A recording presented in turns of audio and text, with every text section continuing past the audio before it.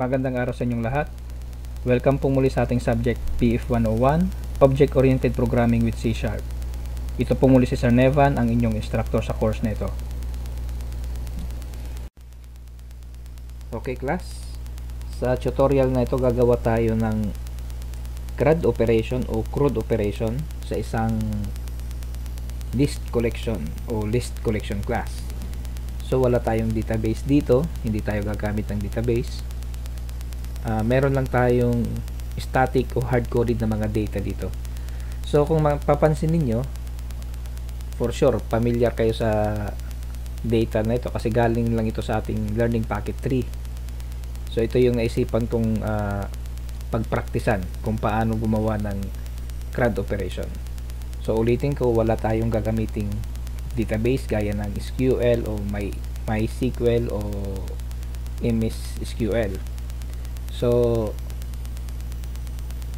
pero maaari pa rin tayo makagawa ng CRUD operation dito. Okay? So meron tayong 10 data dito, meron tayong static data. So kung titingnan natin kung anong laman nito, var result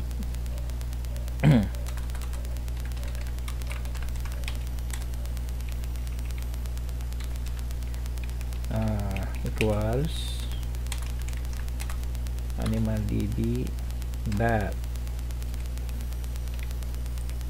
pets dot to list. So ngayon itong ginagawa ko, titingnan ko muna kung ano yung laman ng collection natin. Okay, so kaya nag-create ako ng isang query na makukuha yung lahat ng laman ng collection natin dito sa class na ito. Okay, so para makita ko yung laman, gagamit ako ng for each.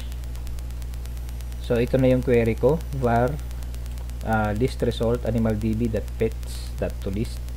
Then para makita yung laman, gagamit ako ng loop. So gagamit ako ng for each. So var item in list result. Okay?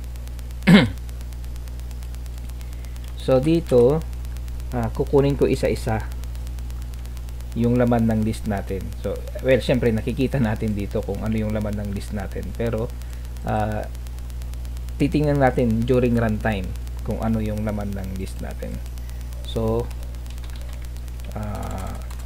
display natin, gamit tayo ng display, yung console.writeLine. Ano bang ilalagay natin dyan? Pwede tayong ano maganda. Okay, so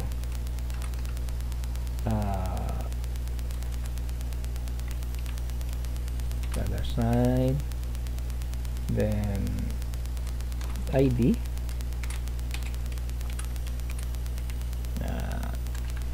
item.id,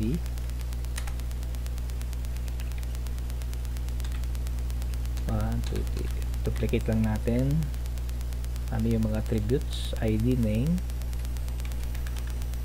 sunod type at breed. So palitan ko yung iba, name,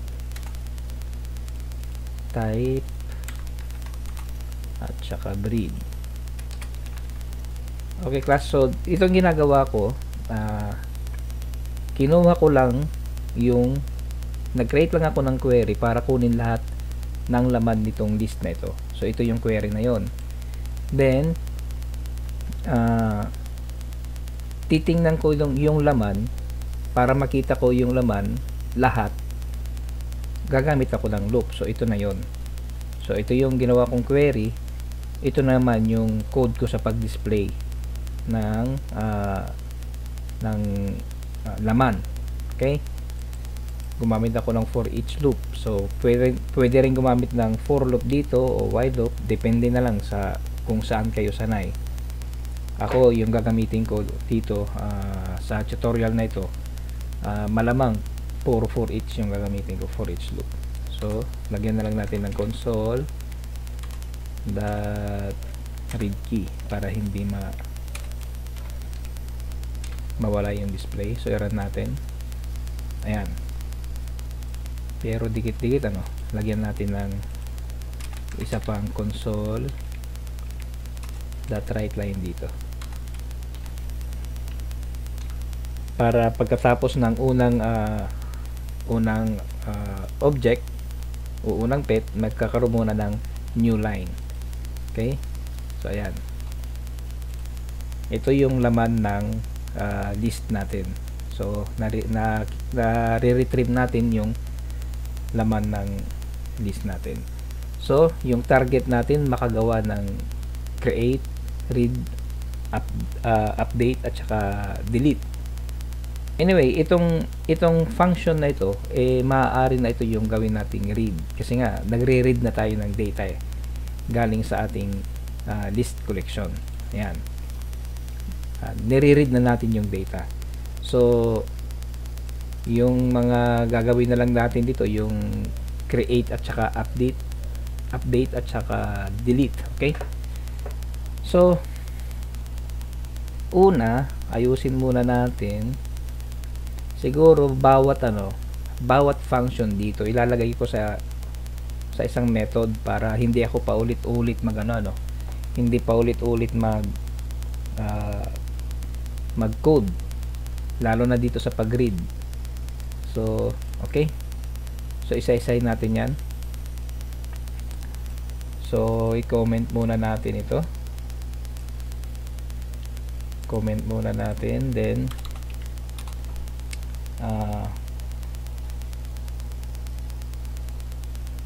kaya ilagay na lang natin to sa isang method para diretso na.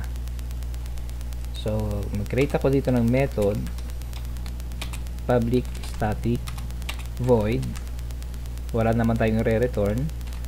Oops, pangalan pala. Sabihin na lang natin na main menu, pinaka home screen niya. Kaya sabihin natin home screen. Home screen. Yan. Yan ang pangalan ng natin. Method. Then pwede natin actually ilagay ito doon. Delete na lang natin to.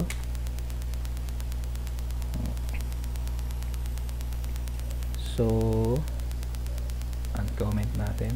Yan.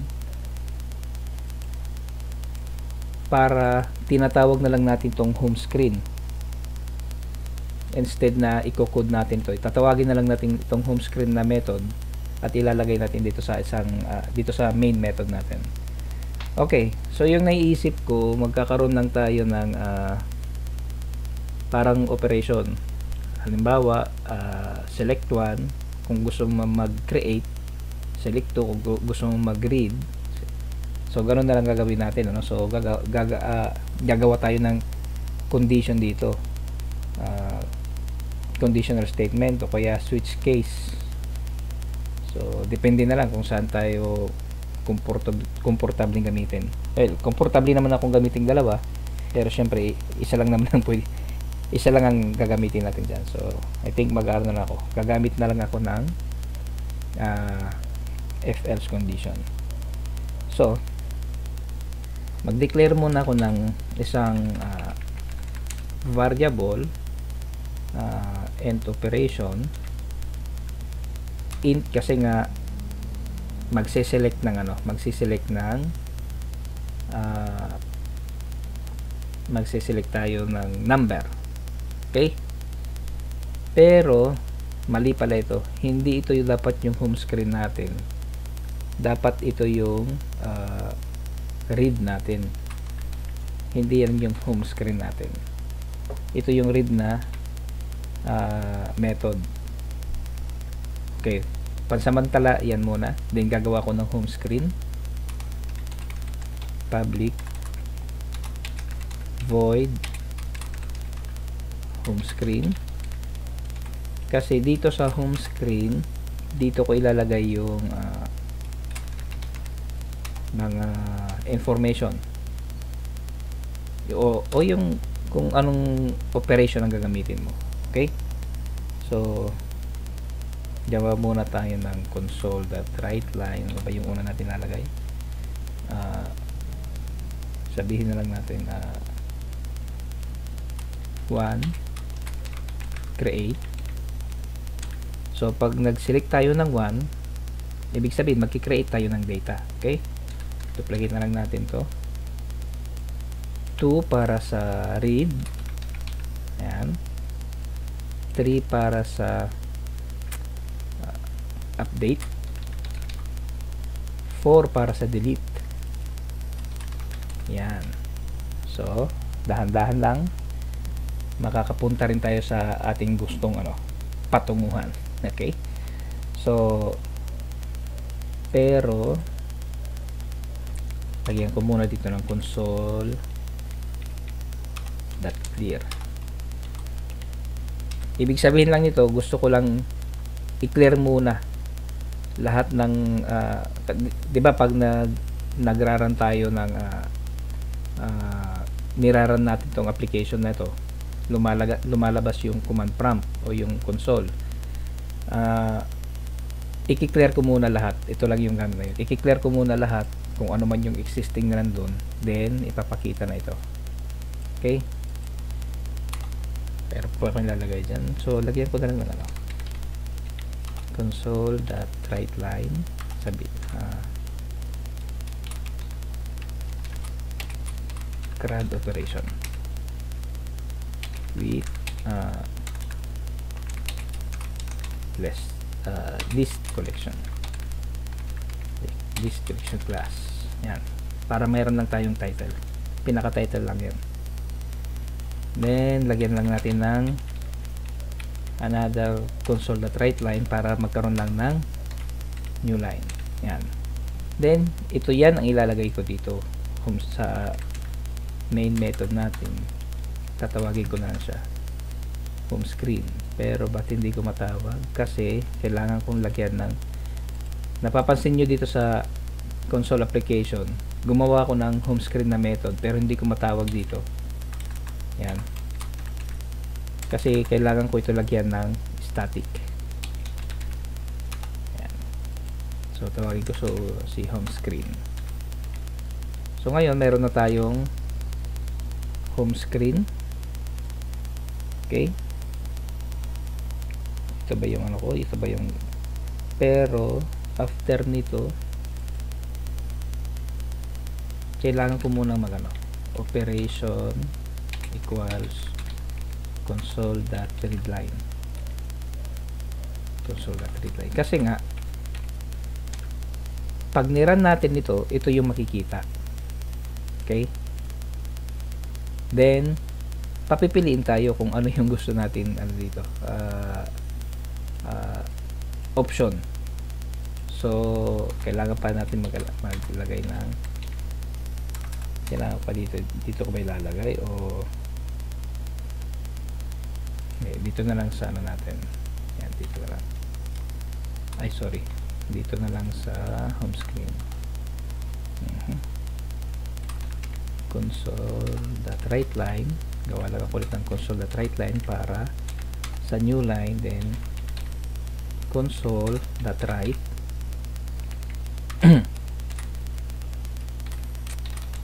select operation, sabihin lang natin select operation. Yan, then may error. Okay, kasi integer yung operation, so int.parse. Yan, medyo medyo nagkakaroon na tayo na konting codes dito, so i-run nga muna natin. Yan, mayroon na tayong, ito yung method, yung home screen, meron na rin tayong pinaka title. Okay, so create, read, update at saka delete, then select operation. Yung select operation lagyan natin ng space. Yan, so gagawin natin pag nag-select tayo ng 1, dapat mapupunta tayo sa isang method din na create. So gawin natin, gawa tayo ng condition dito. If operation equals to 1, so meron tayong ganyan. Then else if operation equals to 2, isa-isay natin. So meron tayong yung 2 is para sa read, yung 3 para update. Else if operation equals to 3 para, okay, last is para sa delete. Else if operation equals to 4. Yan, patapos na tayo. Lagyan na lang natin ng panghuli yung else, pinaka default value nya, kasi kung wala dito sa option na ito yung na select kagaya ng 5, mapupunta dito sa default sa else. Okay, pwedeng gawin to sa sa switch case statement. Yung ginamit ko lang dito yung if else condition. So yung plano ko dito, ilalagay ko dito yung create method, dito ilalagay ko dito yung create method. Dito naman yung read method. Dito naman yung update. Dito sa makadlo yung update.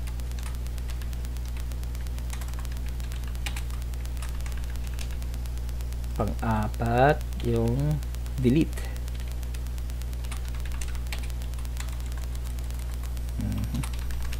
Delete method. So dito syempre yung default pinaka lang to, parang babalik lang yan. So mamaya na to. So mayroon na tayong read. Yung read actually pwede natin ilagay dito, read method. Yan, pwede na natin ilagay dito sa pangalawa. Pero okay, sarad muna natin. So pag nag-create ako ng, pag nag-select ako ng number 2, nag-error siya kasi, hindi naman siya nag-error, nawala lang kasi wala akong console.read key. So kailangan ko ba ilagay yan? Okay, dito na lang console.read key para time being. Yan muna, tingnan na lang natin kung ayan, ulitin ko. So dito sa home screen natin, pag nag-select ako ngayon ng 2, ibig sabihin mapupunta ko sa read. Yung read ko ngayon, binabasa muna lahat ng data, ng laman ng collection natin, ng list natin. So pag enter ako ng 2, ayan. Pero dapat yung gusto ko, ma-clear ito. Ayoko makita itong nasa taas. After ko mag-select ng 2, i-clear ulit natin itong nasa taas. Okay, try natin, lagyan natin ng console.clear dito. Yan. So ulitin natin. Pag nag-select ako ng 2, ayan. So yan yung ano natin. Pero siyempre mahirap naman kung ngayon wala tayong operation kung paano i-back.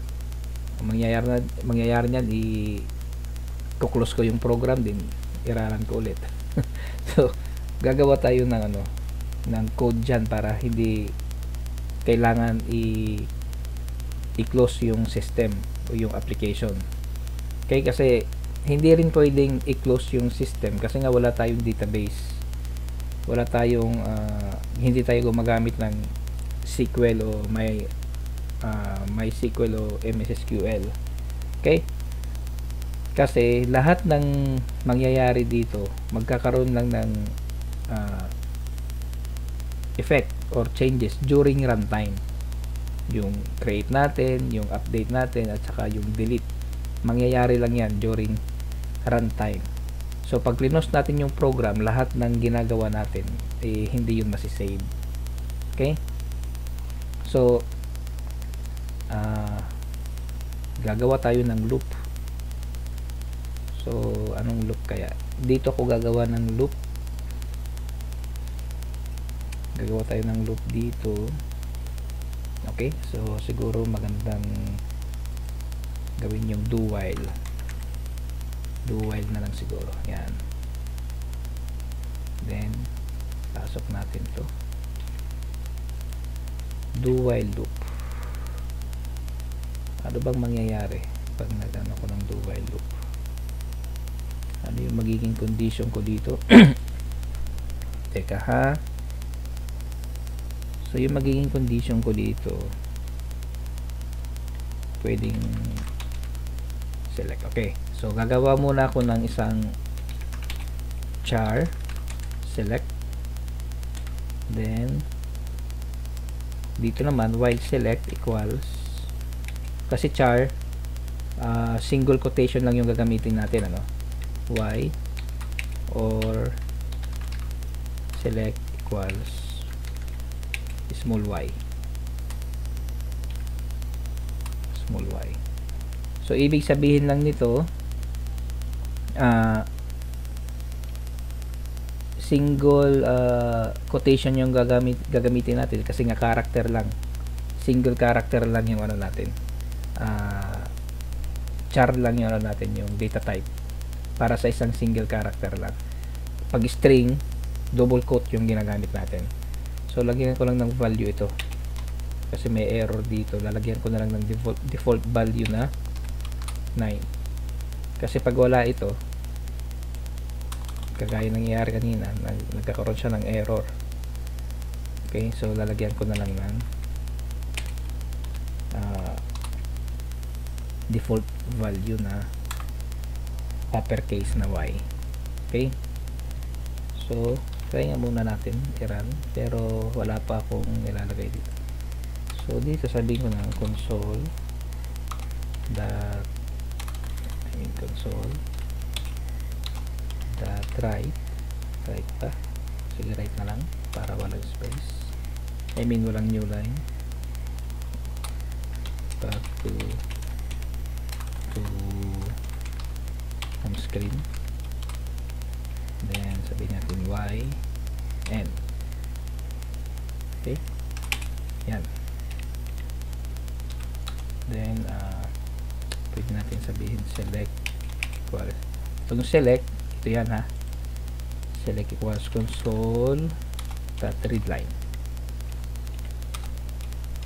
So para maglagay tayo ng value dito sa select, pinaka option natin, pero may error kasi string to char. Okay, convertin muna natin, char dot parse. Yan. So try muna natin i-run ulit, then pag nag select ako ng 2, ayan, andito yung ano natin, data, nakikita natin. Kung mapapansin niyo, mayroon na tayong ano dito, back to home screen, di ba? Then si-select tayo ng y, or actually kahit ano yung piliin mo dito maliban sa y, magko-close yung system. So dapat y para tuloy-tuloy lang. Okay, so sabihin natin y. Yan, bumalik tayo dito sa home screen natin. Kung ulitin natin, nag-loop lang tayo gamit yung do while loop. Okay, so mayroon na tayong sa pag-read pa lang, wala pa tayo sa create. So sakto na ba? Ulitin nga natin. So sa ngayon sa 1 wala pa tayo, sa 3 wala pa tayo, sa 4 wala pa tayo. Then kung mapapansin nyo, kahit 7 hindi naman nag-e-error pero walang pero wala siyang tawag nito, parang hindi siya nag-i-inform kung ano yung problema. So lagyan na lang natin ng default dito, default message, kumbaga kung wala sa option o out of range yung pinipili niyang operation. Kasi nga yung operation natin dito 1, 2, 3 and 4 lang. So console.writeLine, sabihin na lang natin invalid input. Yan. Then copy na lang natin ito. Kasi the same lang naman yung mangyayari. So try ulit natin. So pag nag-select na ako ng 2, mayroon pa rin. Control Y. I mean select enter Y. Ngayon naman pag 5, mayroon na tayong information o warning na invalid yung input natin. So yes, kagaya sa 7 din, kung halimbawa wala sa range natin, mayroon na tayong parang error message. Okay, so mayroon na tayong read. Yung gagawin na lang natin yung iba pang method, yung para sa create, update at saka sa delete, pero medyo mahaba-haba na. Gawin na lang natin yan sa susunod na video. Okay, so stay tuned. Huwag kalimutan mag-like sa video at subscribe na rin sa ating channel. Bye bye.